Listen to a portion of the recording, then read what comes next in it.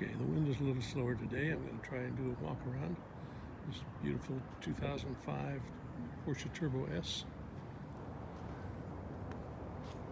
The car is really in excellent condition. I've done a paint rating on it and put those on bringatrailer. You may have noticed that the right rear fender apparently had a little bit of paint work done on it, but it is, as you can see, really perfect. I don't know whether that was done at the factory or at the dealership when it was new, but it's not on the Carfax. But nevertheless, right in here there's some deeper, looks like Bondo or something.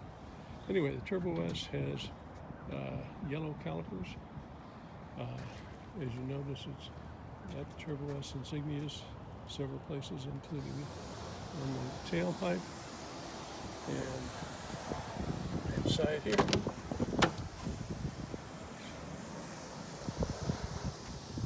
The turbo in this car has some carbon fiber in the dashboard, on the doors. The car's got just a little over 34,000 miles. The interior is virtually like new. Painted center console. Doors are solid. Have the windows that pop up.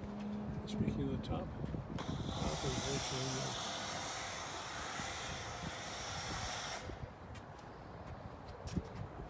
new. Yellow calipers.